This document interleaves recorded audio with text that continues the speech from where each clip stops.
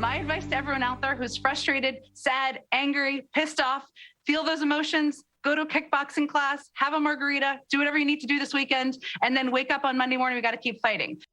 It's been a doozy of a week for the Biden White House after Joe bombed during his one-year news conference. So the White House has a new plan. The president will take a back seat on trying to pass his agenda that the country hates. And instead, Joe's going to go on tour to try to convince Americans to like him again.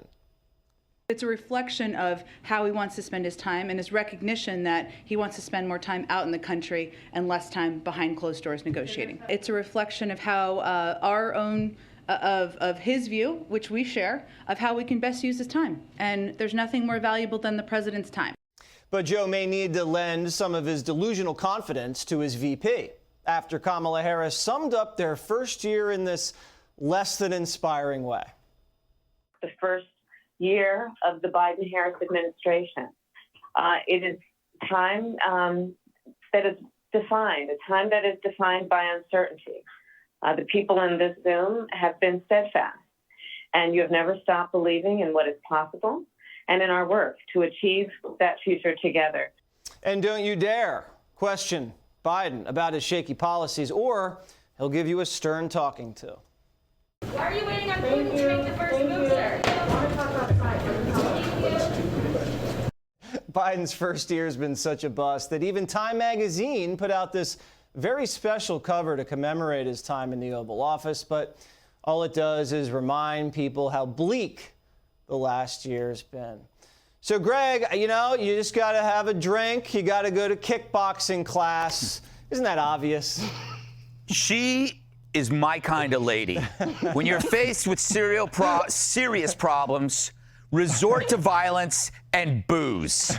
Beat someone up, perhaps a stranger, get loaded. Marry me, you red devil.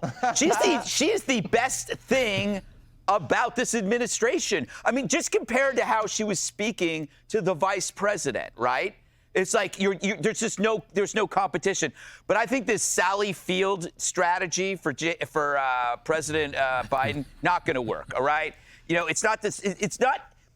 We've come to the conclusion that less is more with Joe. Wildly popular when he was chained to the rusted Peloton bike or Solo Flex. Got to get my analogy straight.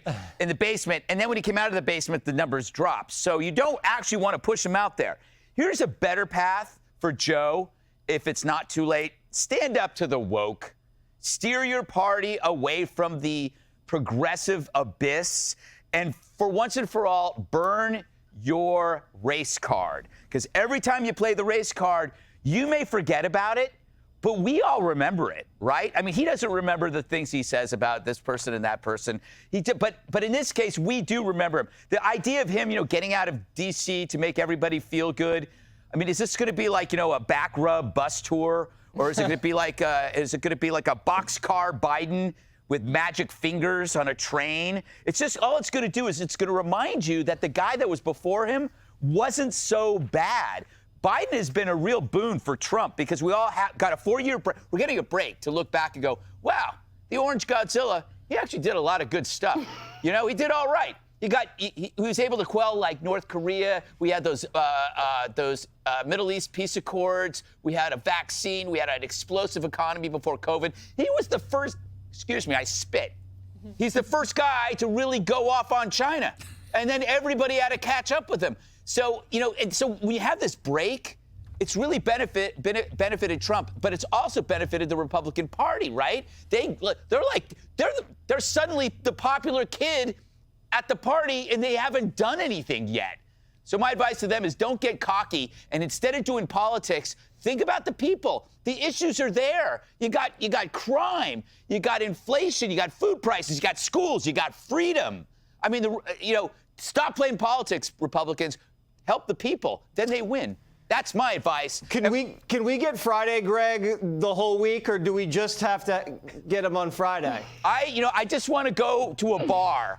Okay, everybody is out. My staff is already across the street drinking and I'm sitting here in my studio all by myself, staring at Harold Ford, which, by the way, makes me a very lucky man. Oh. I have reached out to the White House for comment on Yes. Greg's marriage proposal for the press secretary. I will let you know as soon as she gets back to me. Yes.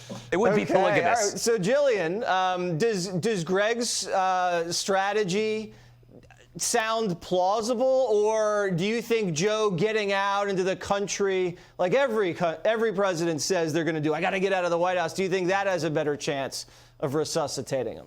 I mean, the president keeps saying over and over, he said it at this press conference 2 days ago, that his big kahuna problem right now is the Republican Party, is opposition to his party. He says Republicans are blocking his Build Back Better legislation. They're blocking his voting rights legislation. He says conservatives at the Supreme Court are blocking his mask mandate.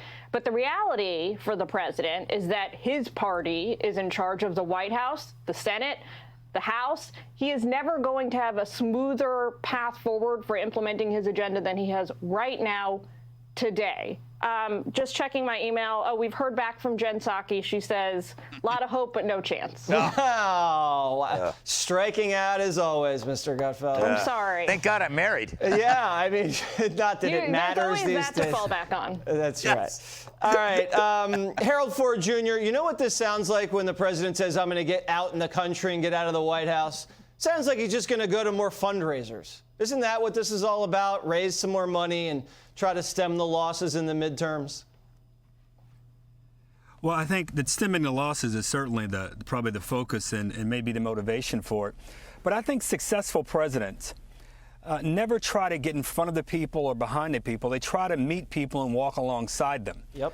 We've had presidents in the past that have gone through turbulence. Obviously, Reagan did.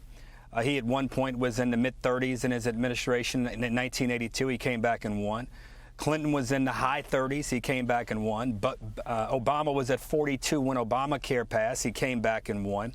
Trump was at 39 and he didn't come back and win. And Carter found himself in the 40s and he didn't come back and win. I think you have to look back. If I were President Biden, you look back at those teams and you figure out what did they do. And this is where Greg was right. You have to focus on where people are. Crime is the issue that has to be focused on in so many communities across the country. I was pleased to see DA Bragg here in New York today. Well, let me get back to that. But I think crime on the mind. First of all, the economy is not doing as bad as some would suggest. We've got to figure out how we get through these supply chain clogs. But crime is an issue that you can lose on. Clinton lost in '94 the crime bill, and crime itself hurt him in many ways. So I think crime, and to your point, Jillian, the economy, meaning inflation in the supply chain and the border. And I was glad to hear the president the other day in his remarks in his press conference say he's going to be president now and not try to be a committee chairman in the Senate or even a majority leader. Leave that to the legislative branch. And finally, Mr. President, it's best to be like a great cornerback, or like Ted Lasso says, you forget that last play. Forget what happened over the last few months and move forward. Find ways to solve problems. Don't just do the same thing. I'm pleased to see him get out into the country. He should have been in Ohio today with the Intel chief as they announced that $20 billion investment to build semiconductor chips in America. We ought to identify other cities that can be innovation hubs as well. That's what I would do if I were in that White House, and I think the president's trying his hardest to do that. One day, Harold. One day. With me as your speechwriter, we're going places. Oh no, that would be the first thing I didn't do. All right, Dagan, is there going to be a Biden comeback, or is the writing on the wall? No, there's going to be no Biden comeback because he's been fully indoctrinated by the far left, and he is not changing course. Going out and seeing people is just trying to convince the rubes and the deplorables that everything is actually great. He is not changing course because he can't see the failures that have developed from his policies. He goes out and thinks everything is okay. And as evidence of that, and by the way, anywhere Biden goes in this country, except maybe New York City, and even here, he's going to get booed. And that kind of makes me feel good on the inside. I don't know why, but I like when people, suffer in public. Just a little bit. You should hang out with me. But But just one quick thing. The most stunning thing for me from that press conference was Joe Biden talking about getting more advice from outside experts, from academia to editorial writers and think tanks. These are fanatical jackjaws that he's going to for advice. And lo and behold, what are we already starting to hear? LA Times editorial, CNN headline, price controls. The government needs to implement price controls because we don't have enough shortages right now. We really want to kill businesses and have not just your grocery store shelves empty, but Home Depot, Lowe's, you name it, you're not going to be able to find anything. So I think Joe Biden is not changing, except maybe for the worse. Yeah, I'd fire the experts if I were Joe Biden.